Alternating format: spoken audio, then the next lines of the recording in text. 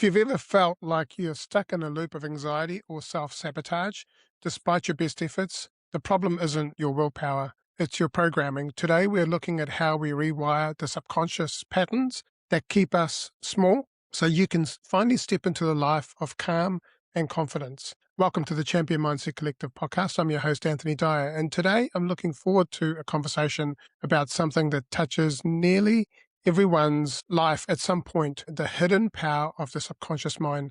We often think we're in the driver's seat, but beneath the surface, there is old patterns, beliefs that dictate how we react to stress, fear, and success. Our guest today understands this better than most because he has had to find it for himself. Just for anyone listening, this conversation is here to educate and open up possibilities. If you're dealing with depression, anxiety, trauma, or medication decisions, please speak with a qualified health professional who understands your situation. Craig Merriweather is a subconscious transformation expert, clinical hypnotherapist, NLP practitioner who has dedicated his life to understanding the mind after his own long battle with depression and anxiety. Since the age of 14, Craig has lived with a heavy emotional burden that sparked a long quest to find ways to regain control and reset the nervous system. Today, he helps people clear up deep-seated emotional blocks, trauma, and self-sabotage by working through the subconscious level where change actually happens. Craig works with high performers facing massive pressure through his ACE Any Test program or helping individuals heal through spiritual hypnotherapy. And Craig is known for his ability to translate complex neurological patterns into simple, life-changing shifts. He brings unique blend and clinical expertise and deeply lived experience to the table. Craig, welcome to the Champion Mindset Collective podcast. Thank you, Anthony. I really appreciate it. I've been looking forward to talking with you for a while now, so I want to dive in. This is going to be an interesting conversation. Well, and likewise, it's something that I'm very passionate about as well and interested in. So let's kick into it. So before we go into that, tell us about your journey. Sure. Well, yeah, you mentioned a little bit in the introduction. I was struggling with depression and anxiety for a long time, but really kind of volume knobs on it all got turned up in the teenage years. And this is the 1980s. I graduated high school in 1985. And, there's no internet back then. There's not even the SSRI drugs, Prozac or anything. It's really just whatever, talk therapist you might find in, the phone book, Yellow Pages, or, a book you might find in the library or the bookstore. Certainly when you're 14, 15, 16-year-olds, you're not asking your friends at lunchtime, what, to recommend a good talk therapist or anything. So, is this something I struggle with? I just assumed that's the way people felt, or this way I was going to feel. And I get these glimmers of peace and calm and happiness, or the rays of sunlight through the dark clouds, but they're kind of fleeting. And as I moved into my 20s, I really made a concerted effort to want to get better because I could see it here and there, sense it here and there. And in the 1990s, listeners might remember, it was a kind of big resurgence of the personal growth, personal development movements, help movement. Tony Robbins was becoming super popular in his books, The Giant Within. Oprah kind of switched the format of her show and became the Oprah Winfrey that everybody kind of knows about in terms of being that positive person looking to help people grow and learn and develop as humans. And so there's this big resurgence, maybe the second wave or third wave of the personal development movement. And so I dived into that because I thought, well, maybe this will provide some answers. There's also, as we move along in the 1990s, the internet started coming out, email started coming out, these new things called blog posts, and you can get on to discussion forums and ask questions about stuff as the SSRI drugs like Prozac and other things are coming out. And the discussion opens up. You actually could hear discussions on talk shows, on the news, on the Oprah Winfrey Show. You could discuss it online. You could discuss it with your doctor. You could discuss it at parties and networking. Oh, yeah.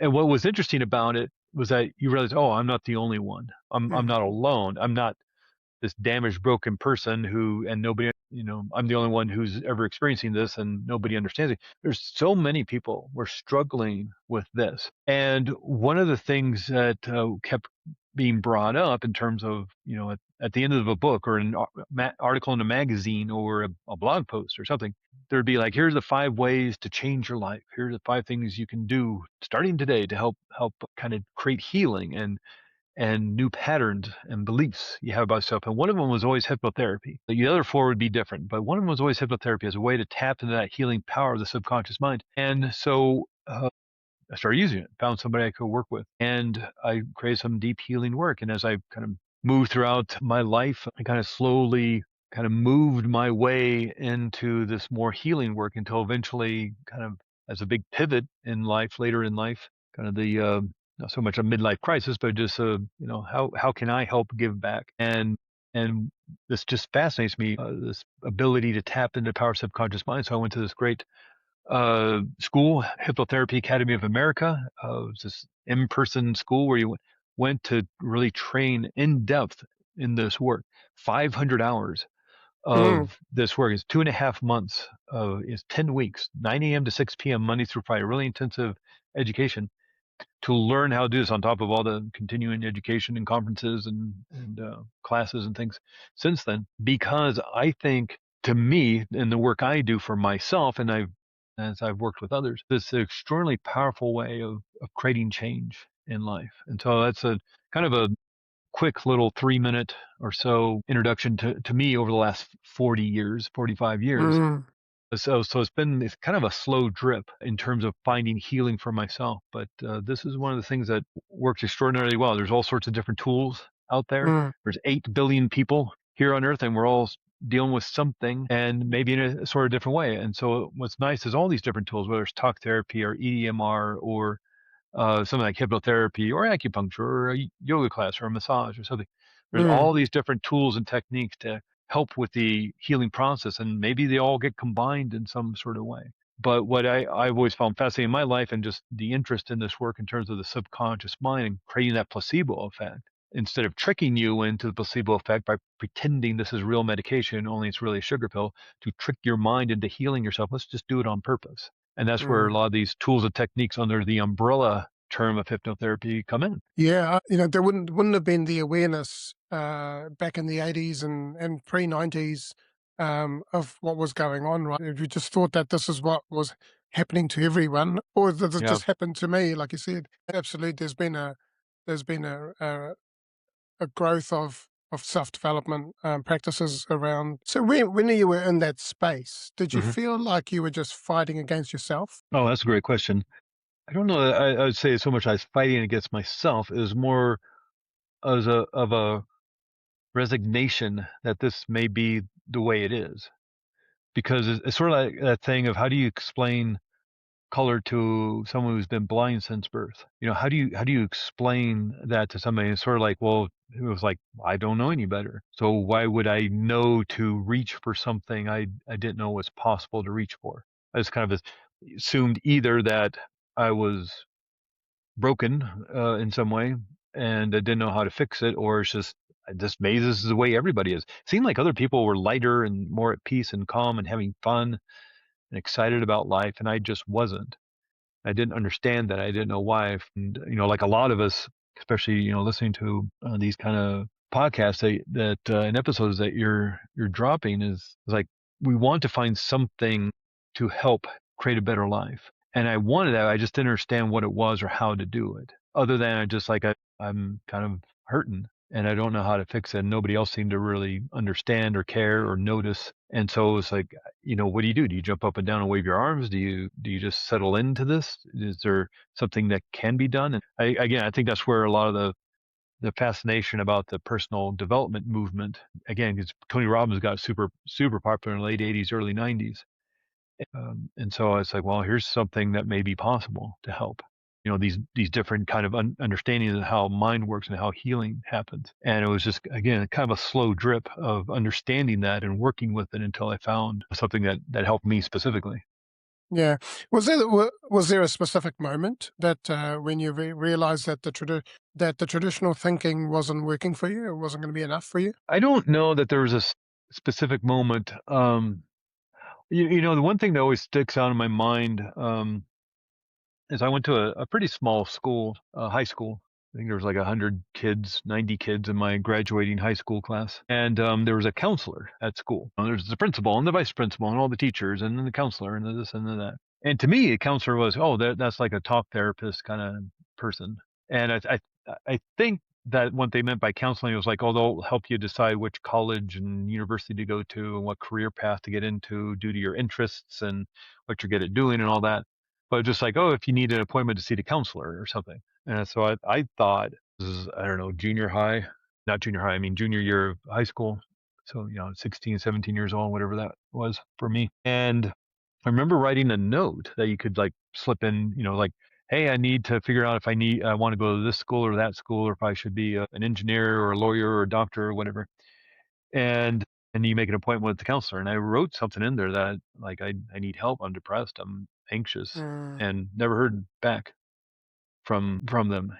Just ghosted. wow. And that always like I was like, okay, well, I guess I can't even get help from a counselor. Mm, And I think that really kind of gave me the impression I should hide this more of what I'm going through and mm, pretend that is not happening. Because well, it's like if a counselor can't even help me.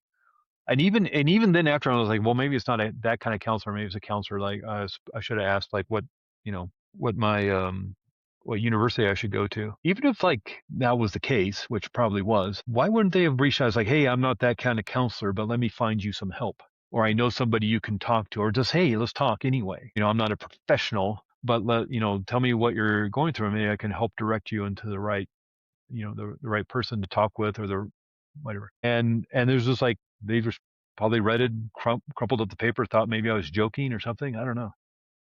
yeah, either that or they were like, "Okay, well, hey, this is something that maybe he should be talking to with his parents or something," Yeah. and yeah, it's not something that we Or yeah, but or it's yeah, like, oh, hey, I want to do a parent teacher conference. Let's yeah, talk about this, yeah, or something. And that was of course some 40 years ago, 45 years ago. Oh, who knows what was really going on or what happened. But in my mind, whatever, however old I was, 17 years old, I was like, oh, I'd better not talk about this anymore because it's embarrassing or nobody cares or it's something to hide.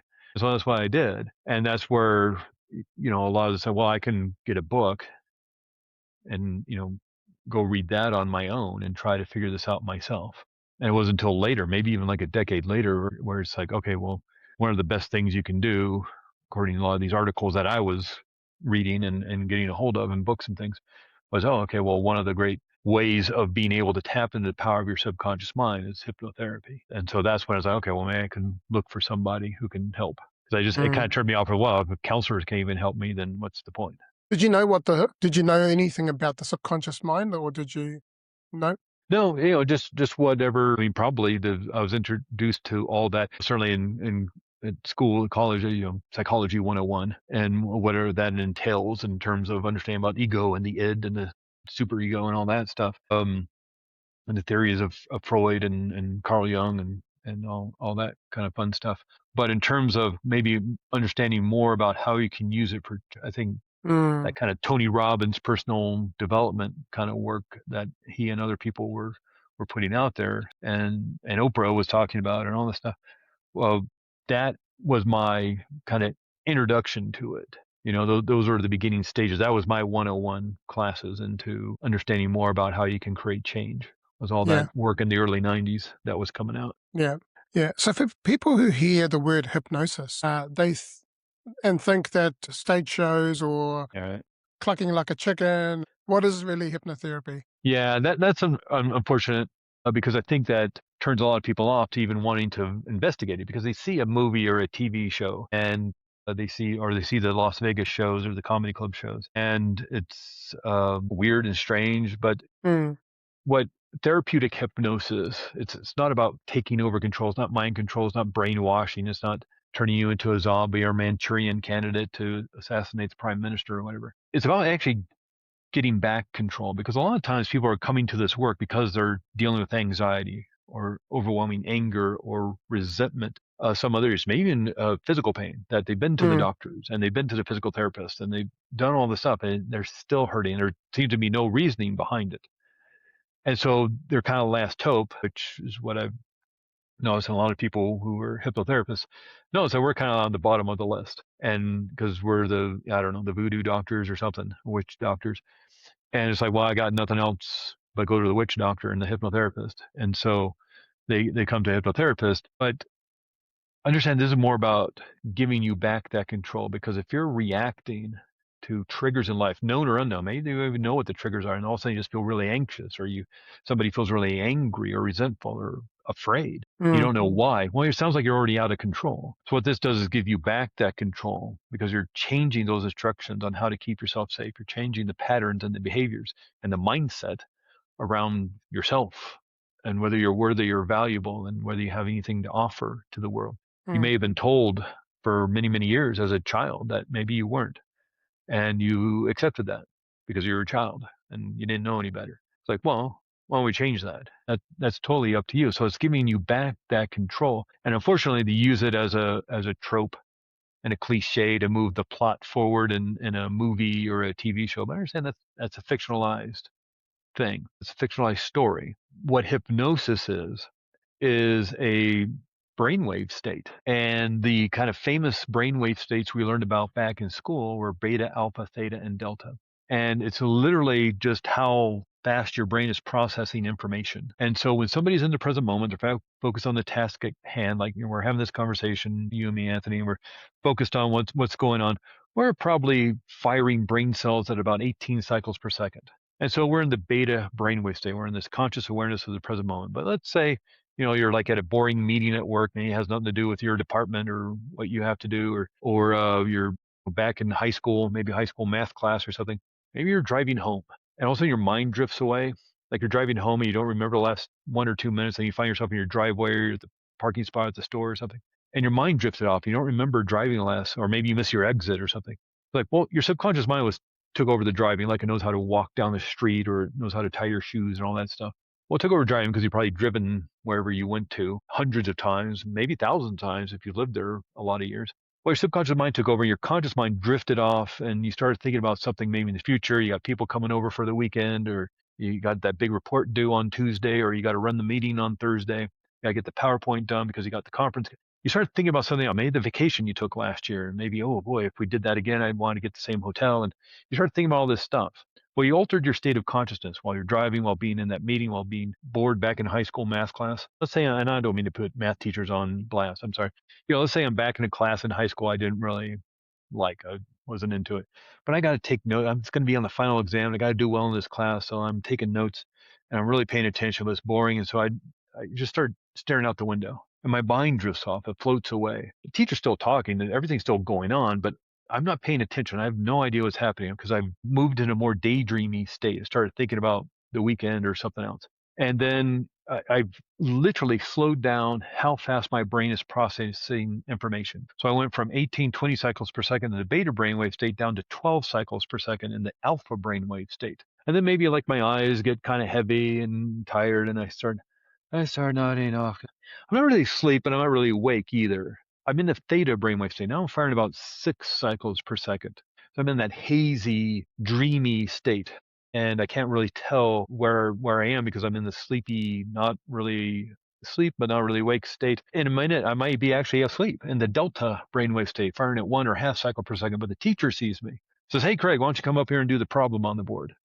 And so I jolt away and I look around and everybody's staring at me and I'm embarrassed because, everybody's staring at me now and laughing at me. And I don't know how to do the problem on the board. I don't know how I'm going to get out of this because I wasn't paying attention. The teacher was talking, but I wasn't paying attention. I don't know what to do. So now I'm stressed and I'm firing about 30 cycles per second in a high beta brainwave state. I've just altered my state of consciousness. Being Mm. bored back in high school math class, I've altered my state of consciousness 3 or 4 times just in about 7, 8 minutes. It's a natural state our mind moves in and out of. Well, that alpha, theta, delta brainwave state is what's collectively known, the fancy term, is the hypnagogic trance state. It's a normal, natural state of your brain processing information at different levels of speed, basically. And what we do with therapeutic hypnosis is just move you into that alpha brainwave state on purpose. That's Mm. where that trope and that cliche of swinging the pocket watch, you are getting sleepy. That's why we're just trying to be a boring high school class or a boring meeting at work or being bored standing in line at the store. And it's cliched and a trope and things, and we don't actually really do it. But I mean, some people do, I guess. But we're just trying to relax you to the point of moving into that more daydreamy state of the alpha Mm. brainwave state. As you quiet down that conscious level of mind, that analytical, logical level of mind, you can access that subconscious. And so, back this more modern day version of this work, and you could probably go back and have a really interesting conversation about where this work started, maybe back in the sleep chambers or temples or the mystery schools or the healing centers back in Egypt or Greece or something way back when. Maybe they're using these more trance states to help the healing process. But in terms of this more modern day movement of therapeutic work, started maybe somewhere around the early 1800s, and there's a doctor, Dr. James Esdale. He's a surgeon. He was working in India, and back then all around the world, not just India, but you didn't have fancy hospitals or fancy anesthesia. If you had to have your leg amputated, you're biting down on a stick. Maybe if you're lucky, you got a blow to the head to knock you unconscious. Well, he started using a deep trance state he learned about. And he put people so far into trance, it looked like they're in a coma. It took him about an hour to get them into this deep trance state of this coma-like state. And then he could cut people open and take out tumors. He could do amputations and people wouldn't move. They wouldn't be bothered. You could sew them back up to deal with injuries and war wounds and all sorts of things. Well, he learned this technique and practiced with it. And he took it back to England. He started Mm-hmm. talking about it and working with people with it. Another doctor, Dr. James Bard, started working with it and wanting a word to describe it in his writings and to discuss it with colleagues and things. He decided to name this very deep trance state, this coma-like state. He decided to name it after the Greek god of sleep. Greek god of sleep is Hypnos. So he called it hypnosis. And so this deep trance state actually kind of became this umbrella under which all these other different kind of altered states of consciousness of the alpha, theta, delta brainwave state were kind of encompassed under this umbrella of this term. Therapeutic hypnosis is using this state of altered consciousness to do deep healing work. And so it's nothing in and of itself new. I mean, Sigmund Freud was a hypnotherapist. He was training as a hypnotherapist in the late 1800s, two schools of hypnotherapy in Vienna, and he was at one of them. But Sigmund Freud had a speech impediment. And if anybody's ever experienced a hypnotherapy session, the hypnotherapist talks a lot. There's a lot of guiding and facilitating, and it's difficult if you have a speech impediment. And he was also seemingly kind of annoyed that someone would go into a hypnotherapist's office with a problem and walk out without the problem. He wanted to understand why there was a problem. He wanted to analyze and understand the shadow self and why people do these things, not only to themselves and to other people. And so he started developing this new kind of therapy, which kind of translated into talk therapy, where he would analyze people. He would have them talk, and he'd remain quiet, write notes, and analyze people over time. One of his letters, when he was talking about this stuff, he wrote that this is not a poor man's therapy because it would take hundreds of hours to figure somebody else. Mm-hmm. While he's figuring all this out, a lot of people know that he was doing copious amounts of cocaine to make himself feel better and to make his patients feel better because, they were just talking about their problems. It wasn't like really fixing anything. And so it helped them feel better, and he prescribed cocaine to them. Probably OD'd one of his patients because one of them died because OD'd on cocaine that he had prescribed. And this work is not new work. It's not like somebody figured it out like 2 years ago. This has been going on for quite a while, depending on where you start counting. But it's been going on about, at least 125 years, if not, 225 years.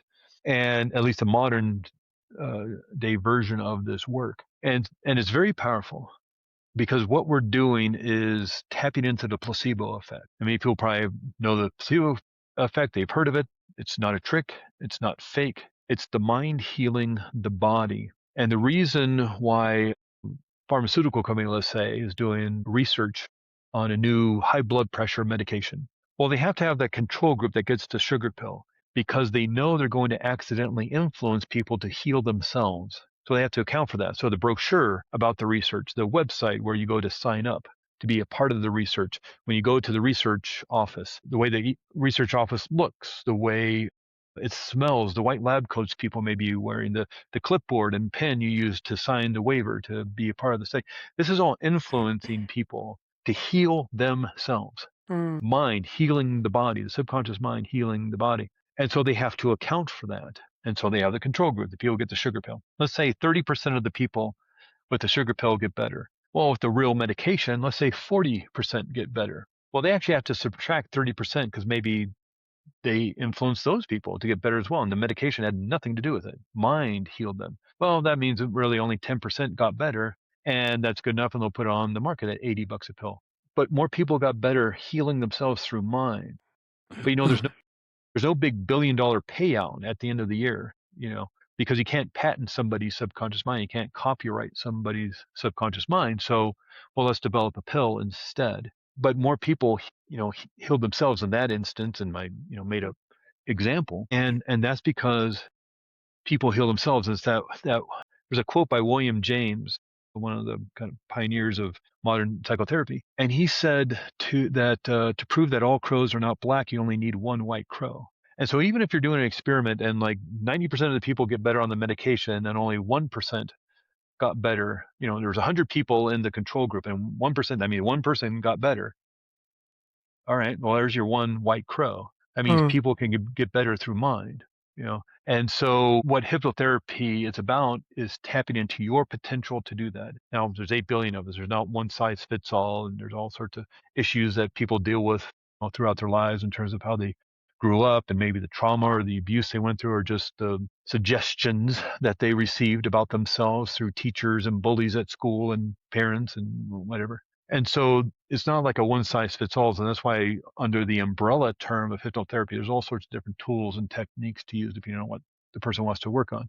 If you have something like, let's say, like fear of flying, that's pretty specific. But the reasoning behind why somebody has a fear of flying may be different. So there may be different tools and techniques needed to help that person. Of course, somebody maybe has flown for 30 years because of business and just travel and things. And yet one really extraordinarily frightening flight over the Atlantic because of all the terrible turbulence. I was like, okay, I'm not flying anymore. And I worked with somebody who had never been on an airplane, had never been to an airport, but her parents, before she was even born, lived near a really terrible airplane accident that, if people remember of a certain age, may remember that one in San Diego that crashed into a neighborhood and took out a big neighborhood. And they lived near there and saw the aftermath of this apocalyptic scene. And it was very disturbing to them and very traumatic for them because they knew people in that part of the neighborhood. And they would talk about it. And as she grew up, after the fact, as she was born and then grew up, she heard them talking about it. And that was her fear of flying.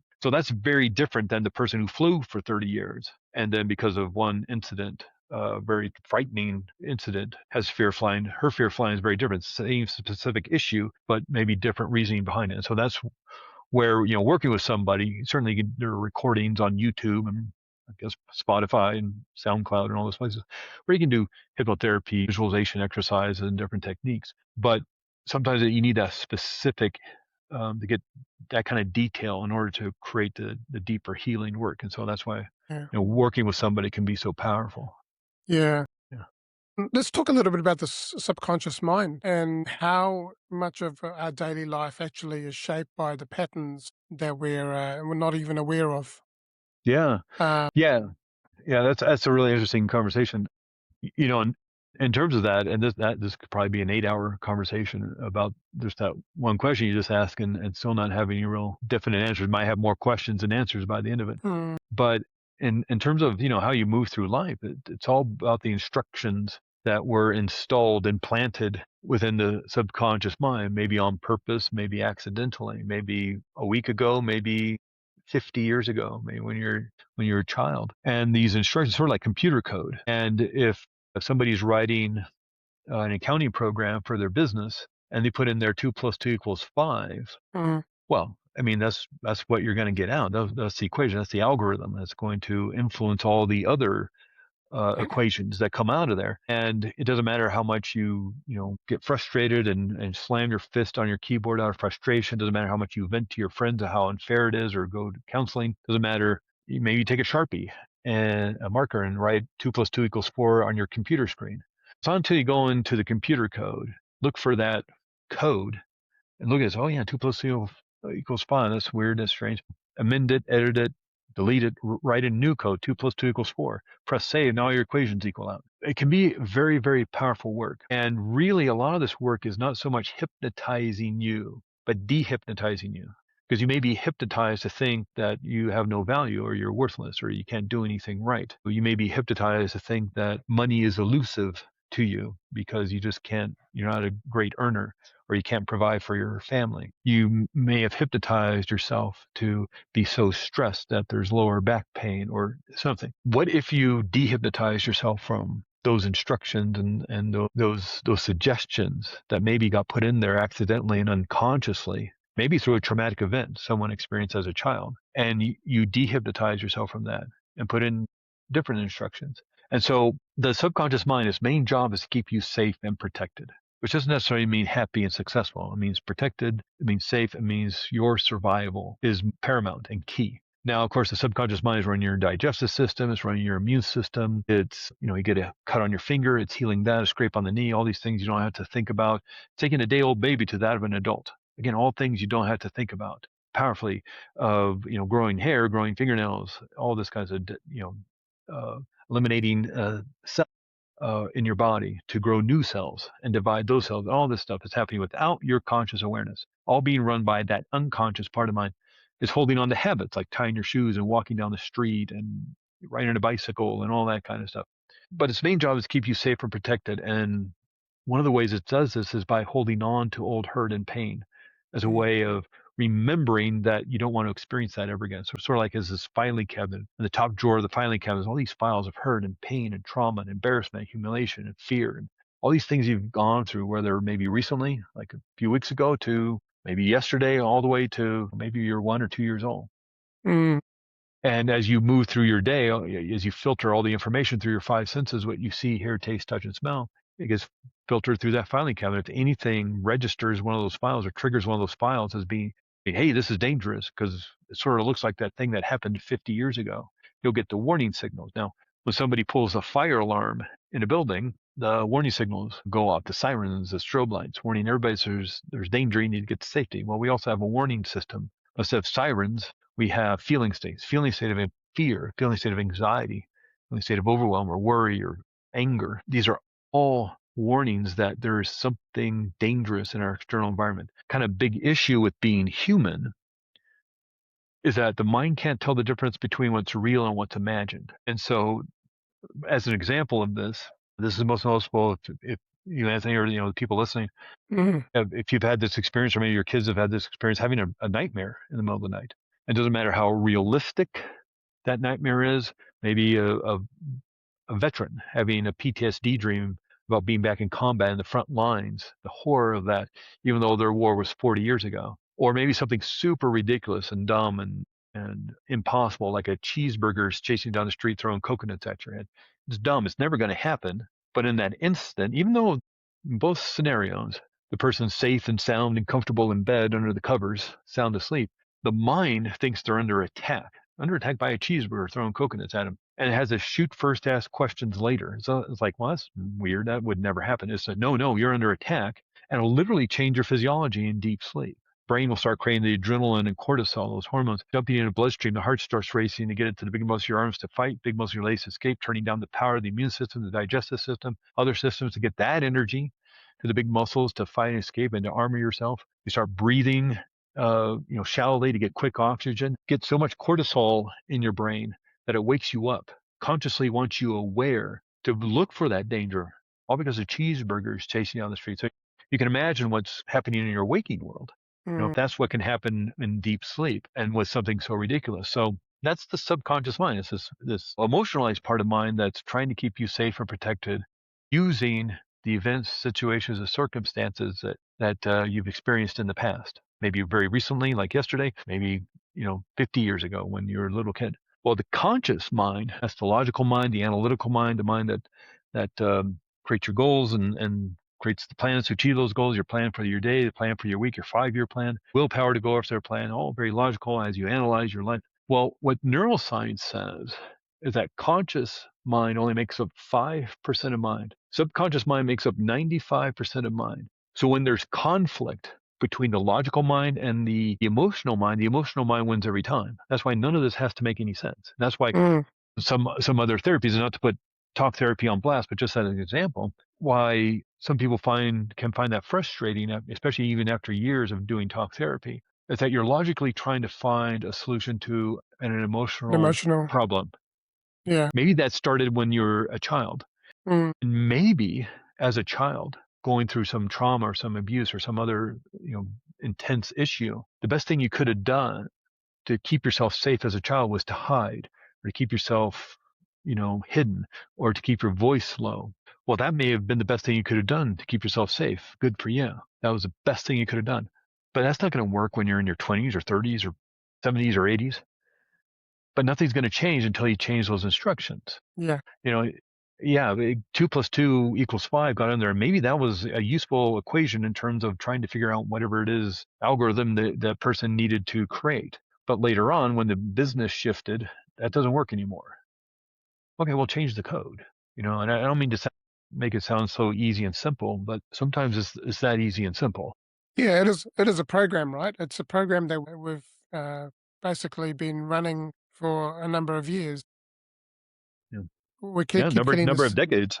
decades, yeah, and we keep getting the same results. So we've got to change the program Yeah. now. Yeah. And I don't want to like put talk therapy on blast. I think that's very helpful, very useful, very healing Yeah, and in certain situations. And I think everybody should do it. I think it's great to have a second pair of eyes on just relationships at work or relationships in your life or other things that are going on. It's great to have somebody there to help you analyze logically those situations. But it doesn't necessarily mean it's going to get to the core issue, especially if that's within the mm, unconscious. yeah, And that's where hypnotherapy can be helpful. Again, yeah, it's and not like it's one's better than the others. It's like, why not have a team? yeah, Like the first base coach and the second, the first base coach and the third base coach on a baseball team kind of sound similar, but they do different things. they do. As Yeah, as a hitting coach and the running coach and the throwing coach and the nutritionalist and the massage therapist and the physical therapist, they're all doing different things. As is the head coach who's doing strategy and the general manager who's running promotions. You need all these people to get you to the World Series to get the championship. So okay, well have a team with you. Go to a yoga class, get a massage, do acupuncture, go to a tongue therapist, do EDMR, do hypnotherapy. Have this team around you to become the best person you can be. We just happen to be talking about this unique form of therapy that has some fortunate misconceptions around it. I mean, even yeah, though we talked about something I didn't dive into too much, but real quickly because I know we're kind of running up against time.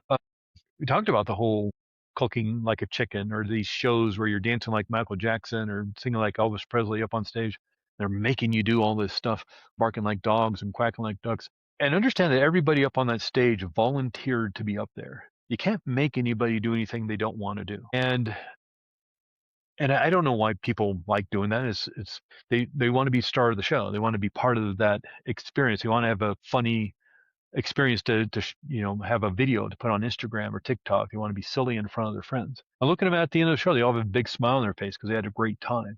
And when that hypnotist comes, hey everybody, welcome to the show. We're gonna have a great evening. Who are they gonna pick to be up on stage? The introvert in the back of the mm, room, hiding in the shadows, sinking down in their chair, or the extrovert who got there early to sit in the front row to jump up and down and say, pick me, pick me.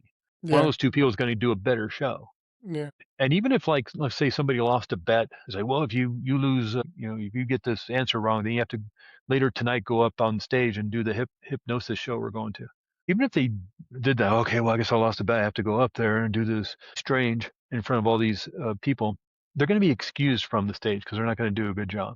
They're going to be nervous. They're going to have stage fright. There's going to be these, 100, 500 people in the audience, all with their phones on and bright lights. They're not going to do a good show. They're going to be excused. That's why when you see those shows, go on YouTube, you watch these shows, there'll be like 12, 15 people get invited up because they know maybe 2 or 3 are going to be excused from the show mm, because you can't make anybody do anything they don't want to do. And this is most noticeable when, like with smoking cessation, one of the most famous things hypnotherapy is known for is helping people quit smoking. You can't make somebody quit smoking if they don't want to quit. Somebody, husband or wife or somebody, makes an appointment and say, well, I'm tired of this smoking, and the health implications coming down the line and the money we're spending on this, and it just stinks everywhere. And they say, well, It's like I set up an appointment on Thursday at 2 o'clock. You're gonna go quit smoking. Well, the person may come in because their wife or husband is waiting out in the car or something, and say, "Well, I told them I'd come in here, but I don't want to quit. I'm just gonna say this didn't work so I can smoke in the garage." That happened to me like a while ago. And I say, okay, well, I can't make them quit smoking because their wife or husband wants them to quit smoking. They don't want to, so I can't make them. Otherwise, I could hypnotize my way into the United Nations and hypnotize everybody to create world peace, and I'd be the guy who created world peace, and my birthday would be an international holiday, and people would sing Yeah. songs of praise to me. I can't. That's not how it works. But if you want to quit smoking, you want to create healing, you want that Yeah. confidence, yeah, what's possible, Yeah. you know? And just going back to what you were saying before, that the emotional mind and the logical mind, like Einstein said, the thought that created the problem cannot solve it. Yeah. And so, like you said, it's okay to have a talk therapy and have conversations, but as I guess as long as you're tapping into the emotional mind and dealing with that as well, um, Yeah. to a point. Yeah. Yeah, Why not yeah, use all, why not have a bunch of tools in your toolbox? Because, exactly. there's some situations that may need a wrench, other situations that need a screwdriver, a hammer, or a blowtorch, Mm, yeah, and or a soldering, I don't know. Why not have all these tools at your disposal? Well, it's just fascinating. Again, this isn't magic, and it's not voodoo, and it's not mind control or brainwashing. It's tapping into the placebo effect, tapping into your power to heal yourself. I don't fix anybody. I mm, don't analyze anybody. I don't diagnose anybody. I don't prescribe for anybody. Hypnotherapy in and of itself doesn't fix anybody. You fix yourself. That's how well, powerful you are. you're helping them get into that state, right? And then you're probably talking them through tapping into those emotions or those experiences, and then they end up changing the program Yeah, themselves. you can change the program. Yeah, and we do it in a safe and gentle way. We just don't throw anybody into the deep end of the pool. We do it in a safe and gentle way, but you're allowed to change all that. You're the one, and not to say it was your fault, especially as a child. It's not your fault. It shouldn't have happened. It wasn't fair. And the way that maybe unhealthy instructions get into your subconscious mind in a very traumatic way wasn't your fault, but you're the one who put them in there. Again, it's not to say it was your fault or should have happened. It wasn't fair, but you're the one who put it in there, and that actually becomes very empowering because, well, then you can take them out.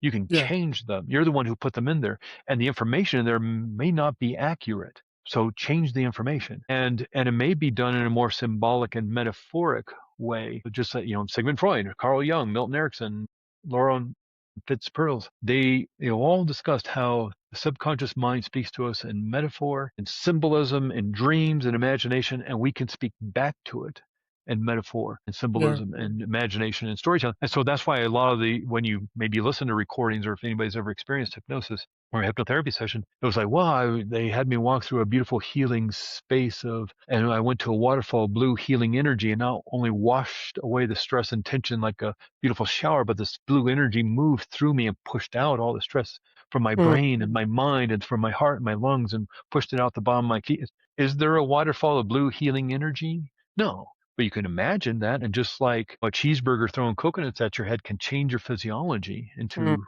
turning on the stress response, the fight or flight response, what else can you do? yeah, And so a lot of some of the work is those kind of more imaginative, daydreamy pretend that this healing energy is cleansing and cleaning. And the subconscious mind was like, okay, yeah, sure. It'll literally mm, change your physiology to mm, match what you're thinking. yeah, Maybe even if it's in a symbolic way. Another, like with maybe somebody dealing with some trauma or anxiety that needs to be resolved and healed. Well, okay, well, I want you to pretend you're sitting in a movie theater, in the best seat in the house. It's your movie theater. You're the only one there, and up on the screen is that incident, whether it took seconds or it took hours or it took years, maybe through trauma or some other kind of abuse or something. That movie screen is the entire movie of that. And you're sitting in a perfect seat about to watch that movie. I want you to pull yourself out of being there sitting in that seat. I want you to move behind the projection, into the projection booth. So now you're behind that wall, you're looking through that little window at yourself, watching the movie up on a screen. So now you've disassociated from it like 3 times. Because I also want you to make that movie smaller. So now there's a kind of a black frame around it, like you're reframing it. And I want that movie to be, make that movie black and white and gray, and make it fuzzy and out of focus. And actually, you know what? Push it 50 yards away from you so it's smaller, and make it round. You keep changing it. and change it. And as you do that, you're pulling out the plugs Mm. of the emotional response you have to what it used to be because you've changed it into something else. Now, it's not amnesia. You're not creating, a forgetfulness. You want to remember a hot pot on the stove will burn your hand.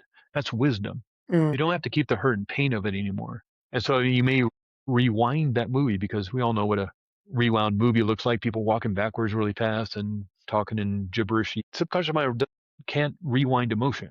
Yeah. And so it just gets unplugged, decoupled, Yeah. And as you do that over and over again, these are the techniques where, well, that's not even close to talk therapy. And yet it creates extraordinarily healing change because in those symbolic metaphoric ways, you are installing new instructions on how Yeah. to keep yourself safe. Can we, through meditation, can we get into those states and be able to do that ourselves as well?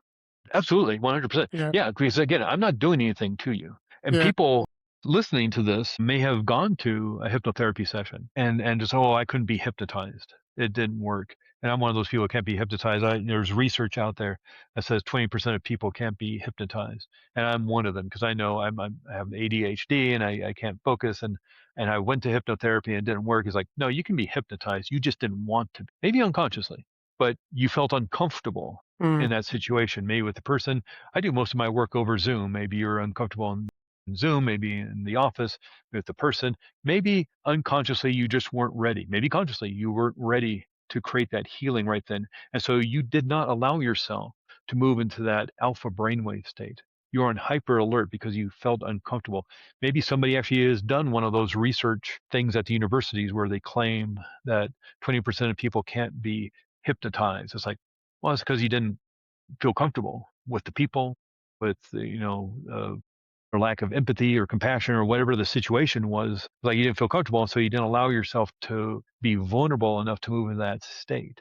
It doesn't mean you can't. It means you took control and decided not to, maybe unconsciously decided not to move into that state at that time and that place. Mm. It doesn't mean you can't do it. It means you have control. So yeah, you can do this to you do it all the time anyway. You do it multiple times a day, every day, at least twice a day when you're going to sleep and waking up. But Yeah. watching TV puts you in the alpha brainwave state. Being bored at work puts you in the alpha brainwave state. Being bored at school puts you in the alpha brainwave state. Mm. Standing in line at the store, being bored, driving down the street for the thousandth time driving home puts you in the alpha brainwave state because you start listening to the music, you start thinking about something else, and you do it all the time. So you can do it, like maybe finding a recording on YouTube or again, Spotify. I don't know if they have it on Spotify or wherever, find recordings of this kind of stuff. You can do it on your own, certainly. And, Yeah. find a recording where you're standing under this healing waterfall. It's Yeah. very relaxing and very stress reducing. One of the things I used to do, and I still do it sometimes, is the reprogramming your mind. Basically, it's a 9-hour track it's on. You can find them on YouTube, and you play it while you sleep, and it takes you out of your different sleep cycles and different, like I said, your brain waves. Yeah. And I used to be chronic anxiety, and went through multiple redundancies and restructures, and I used to be chronically anxious about what was going to happen, also with relationships. And I started doing this reprogramming of my mind every night, and it would just be playing while I'm sleeping. After a few weeks, it Yeah. changed, and it reprogrammed those parts of my mind that were triggering to actually going, it's okay. And then also, what helped me was reading The Power of Now by Eckhart Tolle. Yes. I love that book. That book really changed my life because it was like, in this present moment, I'm okay. There's nothing to worry about. It's gone. Yeah. Yeah. Well, I would say it's so important because a lot of people may think, well, maybe it doesn't work because you're asleep. And why would, if you're not consciously aware of it, it can't be doing any good. It actually does a lot of good because, Because, again, that alpha, theta, delta brainwave state is what's known as the hypnagogic trance state. And you've had an experience, no matter how old you are, at this point of when you're listening to this, and you're asleep and you wake up, maybe because you hear the baby coughing, or your 12-year-old coughing or throwing up, because they got sick in the middle of the night. You wake up because of that, because it's dangerous. It's a safety thing. somebody you love and care for is having an emergency. You wake up, you hear the fire truck pull up to the front of your house. You hear the back door creak open at 4 a.m. You smell smoke. You're too hot, you're too cold. You wake up, you have to go to the bathroom. These are all instances where even in deep sleep, your body mind registered something that required you to be consciously awake, and you became awake. Really, of the five senses, what we hear, see, taste, touch, and smell, the only thing that really goes unconscious and asleep is vision.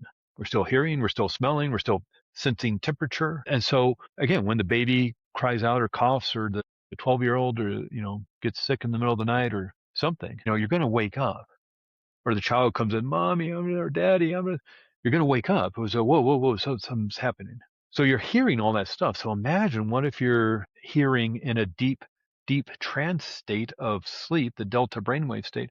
What if you're hearing positive Mm, suggestions, affirmations, and instructions to whatever it is you're looking for, more confidence or more strength and power, more peace and calm, or whatever the thing is, the ability to easily and effortlessly, safely and gently release peace, not release peace, release anxiety and stress, and create peace and calm. What if you're listening to, recordings while you sleep? What if you're doing it while you're washing the dishes, or mowing the lawn, or changing the oil in the car, or cleaning out the garage? Not yeah, necessarily focused on the recording, but washing the dishes and dealing with the things in the house. In the background is a lovely recording with some lovely music maybe underneath it in the background. It's not like blasting. You don't have to have it on a stereo level of volume level of 10, but it's in the background. You're picking it up and you're yeah, hearing it. yeah. And, also recording your own voice and Yeah, how playing it back powerful to would that yourself. be? It's way powerful. I've done Yeah, that it's before. one thing to have me or you, Anthony, or somebody make a recording and say, you are powerful, you are amazing, you are great. What if you did your own voices that I am Exactly. powerful? How more powerful Yes. your subconscious mind install that stuff? Yeah, 100%. Yeah, Absolutely. That's something I've done before, and it yeah, and it works really well. Yeah. yeah. Now, fear is with us all the time. I kind of think that fear is like a companion. It's always going to give us Mm. feedback. It's going to tell us Yeah. what's happening, right? But for a lot of people, fear is a negative thing. Mhm. So why is it that even often that we know what we need to do, but we find ourselves stuck in that fear loop and sabotaging ourselves? Yeah. Yeah, that's a great question. In and of itself, you don't want to get rid of fear. You don't want to get rid of anxiety. Those are warning signals, and they're very important. Just like you don't want to get rid of the smoke detector in your home. Maybe it doesn't need to be as loud as when you burn the toast, or maybe as sensitive as when you burn the toast. But in terms of fear and anxiety, yeah, maybe the volume knob got turned all the way up to 10 because of the experiences you've had in life, and what you practice, you get better at, just like learning the piano or the violin or dance or martial arts or learning to walk as a kid. What you practice, you get better at. What if you're practicing fear and anxiety, and the volume knob just keeps getting turned up more and more and more? Well, again, you don't want to get rid of fear, because that's what keeps you from walking down the dark alley at midnight, even Mm, though it's a shortcut home. It's what keeps you from, walking out in Alaska and hiking and petting the nice grizzly bear or the rattlesnake out in the desert or something. Fear and anxiety keeps you safe in certain situations, in certain experiences. But you may have trained yourself through real traumatic experiences to have that hypervigilance and that warning signal on level 10, in terms of volume and mm, intensity. And you're allowed to turn that volume knob down. And there's where a lot of this work comes in, whether it's doing a session one-on-one, or a group session over a Zoom class, or a Zoom session one-on-one, or listening to a recording. You're allowed to do that. In and of itself, fear is not bad. Anxiety is not bad. If you've trained yourself, maybe accidentally, consciously, through traumatic experiences in life, to have that hypervigilance and stress, because your subconscious mind's in a hyper mode of intensely trying to protect you and keep you safe. Okay, maybe it's now time to recode all that, reset that, and lower those levels of fear and anxiety to more safer, better levels for you. yeah. And how do we start to bridge that gap between knowing and actually doing it? Well, it's different for everybody. I think if you're at this, uh, you know, point of the podcast and you're still listening, there's something, resonates with you. And that's what with a lot of people I work with. It's just maybe they've spent years trying other things, just kind of like I did, trying other things, and finally you hear about hypnotherapy or you understand more about it, and it resonates with you. It feels comfortable with you. Maybe you try out some recordings on YouTube or someplace, and it feels comfortable for you, and your nervous system feels like this is the next right move. And yeah, you are able to tap into these healing powers that you have within the subconscious mind. It knows how to heal the cut on a finger and a scrape on you. You don't have to know it's there. It knows what to do. It just may have the instructions that this is important to hold on to tightly and armor yourself because it was unsafe mm, maybe a long time ago when you're a child. So it's just time to update the instructions. yeah, yeah. Now, you do a lot of work with test anxiety and Mm. performance pressure. So why do people often freeze in big moments even when they're prepared? Yeah. Yeah. And that's a fascinating conversation, maybe even a longer conversation. In terms of things like tests and things, there's um, a certain understanding we get maybe as kids that if you don't do well, you're going to get punished. And instead of a test being a understanding of where you are and how you understand the information that's being taught in that class and where you are in terms of progressing through that material, instead of just being an indicator of where you're at, it's well, you better do this or you're going to get punished if you don't do well. And you're going to get your phone taken away, or you can't watch TV anymore. You can't hang out with your friends, and maybe you skip a grade or you have to go to summer school, or if you don't do well in that chemistry class in university, you can take the class over again, and that's a pain and money. And so there's a certain aspect of being punished, and kind of as human beings, a lot of us would rather move away from pain than move towards pleasure. And so we want to avoid pain. And if testing has been taught to us as being potentially painful emotionally because we're going to get yelled at by parents or disappoint teachers or have to go to summer school or something, there's a protected device of wanting to procrastinate and move away from that, away from the fire, that's coming at us. And so there may be other aspects of test taking. The obvious one is in school, whether now it's online or with laptops, or whether it's a written test with a pencil or a pen. But what about a job interview? Or what about asking somebody out on a date, or that first date? Um, I don't know, meeting the in-laws for the first time, or going up for that promotion Mm, against five other people who, these are all forms of tests. So that performance anxiety, and whether someone's giving the speech at the conference, or the actor or the musician doing an audition. We've seen those funny things where the actor goes to the audition and there's 20 other people who look exactly like them, all auditioning for the same role. And so there's this thing of, well, if I don't do well and I don't, do well on this test, I'm going to be punished for it in some way. And my life is going to be less than because of it. And so that's a safety issue. And the warning signals are going to go up. Unfortunately, with the warning signals, you're going to get that. You're going to probably not breathe as well. So there's less oxygen in the brain. You're going to tunnel vision and focus on that threat, because that's great when you're out in Alaska and you turn the corner, there's a bear. You're going to focus on the bear, and then you're going to turn and focus on where you're going to run. But not when you're doing a test, not when you're doing a mm, math test or an English test or a history test or something. Trying to get into law school, trying to get into medical school. That's not the time to turn on the stress response to protect yourself. You want to breathe deeply and get that oxygen into your brain, calm the mm, nervous system down so you can mm. think clearly. And so I think it's an unfortunate thing of how a lot of us grew up and Yeah, our relationship to tests and yeah, what it meant to us. yeah.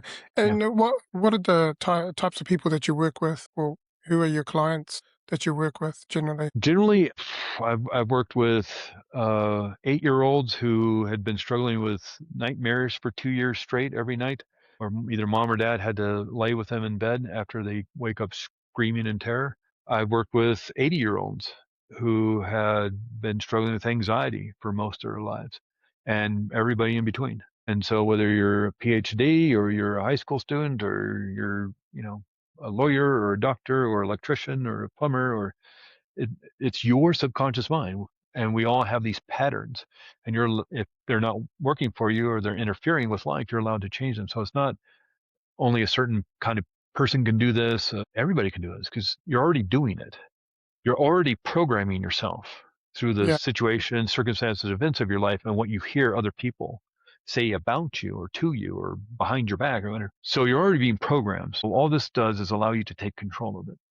Mm. And so whether And you're 8 years old, you're 18, you're 80, and it works. yeah. People have gone through and carried, emotional pain and trauma for years, right? And what does it actually look like when they release that at the subconscious level? It's utter and total relief. It's Mm, freedom. It's ease. It's peace. It's mm, like if you've ever like gone out backpacking, if you ever had that experience, you're carrying this 25, 30 pound backpack with the tent and your food and all that stuff. And you hike for 6, 7 hours way back into the forest, and you finally take off that. Just becomes a part of you. It's uncomfortable. It's not fun. It's hard. And when you get to the campsite or where you're going to spend the night, you take off that backpack and you just drop it. It's like, oh, you don't need to know what's in the backpack. Just drop the backpack, and that relief and that freedom and that ease of that that's what it is. Drop the bowling ball. You don't have to know where the bowling ball came from or what the bowling ball is made of. Drop the bowling ball.